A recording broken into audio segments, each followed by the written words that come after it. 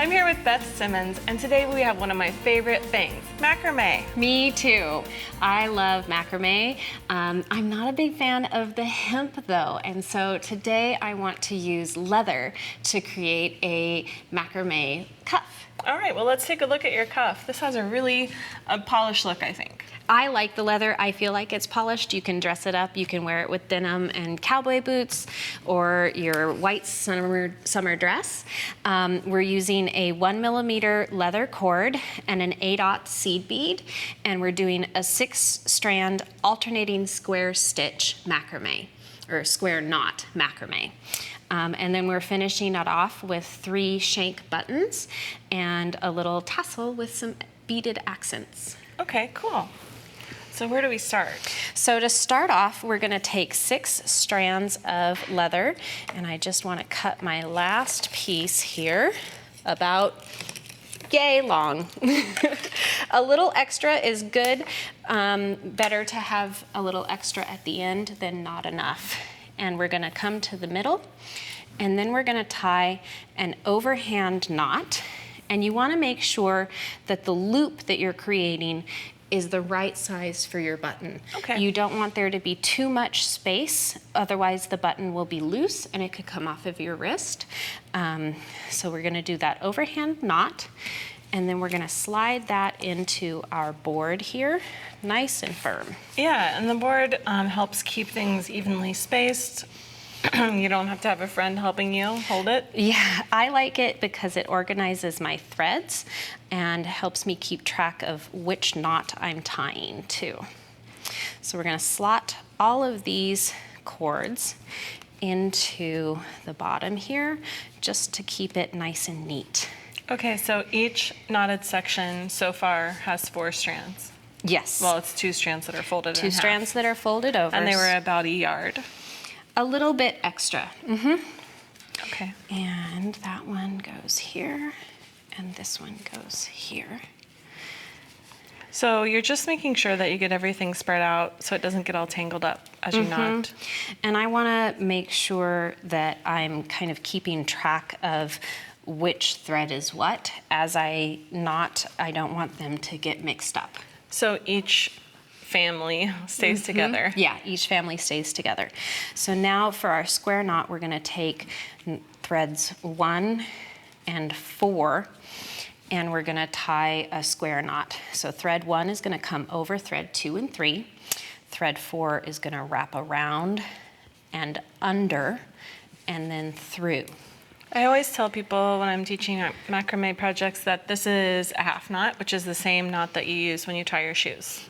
Except for you're just wrapping it around the threads 2 and 3. And now you're going to go back the other way. Absolutely. So thread 4 goes under, thread 1 goes under thread 4, and then over thread 2 and 3 and through. Now we're going to add a bead. I don't often think of using seed beads with leather, so this is really different. Yep, some of the beads have a little bit of a smaller hole, so you might have to cull a few, but most of them have a large enough hole to work with your 1mm leather. Great. And if you have a hard time getting them on, pick a different bead or use a pair of chain nose pliers to help pull your bead through. And I had a pair of those right around here. Here we go. Just like that. Nice. And then you're going to repeat your square knot with strands 5, 6, 7, and 8. And you want to make sure that you're matching which strand goes over and which strand goes out under. So strand 5 over and strand 8 under. Okay, and we'll have the instructions for these too. But the reason it's important to have those strands the same is so that dimensionally it's not kind of wonky, right? Yeah, you want to match the pattern. I suppose if you wanted to do it the opposite way, that you could do that. But for my eye, I like it to be all going in the same direction. it feels like a more steady pattern. More symmetrical. Okay. And add the bead. And you could use any size seat bead here, really. The larger size with the leather, you're going to want to use at least the 8/0 or the 6/0 or even larger. Okay. All right, so once we've added this knot, then you're going to add more beads. And then you have your 3 just like this. So with this one, we've got all 3 of our first row square knots, and we've got beads added to each row. Now we're going to connect these 3 individual pieces into one group. So we're going to tie them together. So this is where it becomes alternating square knot. I'm going to take strand 4 and put that in with strand 5. And then I'm going to take strand 8 and put that in with strand 9. And those will become the middle of my next square knot. So we'll take strand 3 and strand 6 and tie our square knot again.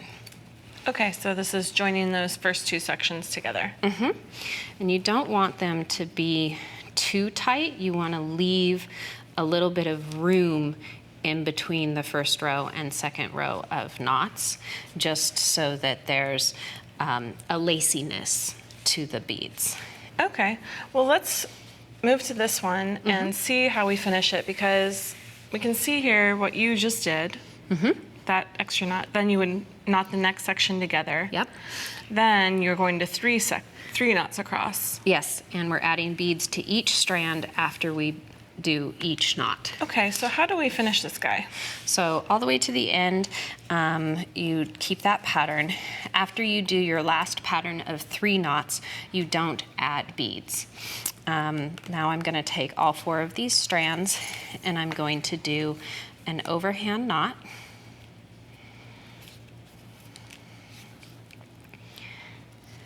And pull that nice and snug. Now we're using a shank button. The hole on these buttons aren't quite big enough to get all 4 strands through. So I'm going to take 2 strands and thread on and trim these so that they're the same length. It makes it a lot easier. Okay. So thread on your button and then tie another overhand knot. This is a great way to make your own custom closure. And it's custom sizable so that you make sure that it fits your wrist. Typically, bracelets are going to be between 6 to 7.5 inches. This bracelet is 6, 7 rows, and you end up with about a 7-inch bracelet. Okay. Now, so you've got your button in place. I like to have a little bit of a tassel.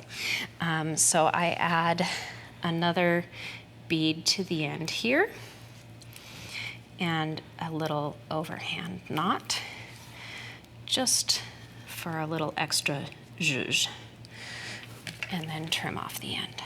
Zhuzh is always good. Zhuzh is always good. So then you do that for each strand, and then you'll repeat the same process to add your button. Yep, on each And a bead. Very good. Well, let's take a look at this alternate colorway here. So this one, we've used a bronze gold colored wire with a blue or a green and red bead alternating there. Well, this is beautiful. Thank you so much, Beth. Thank you, Katie.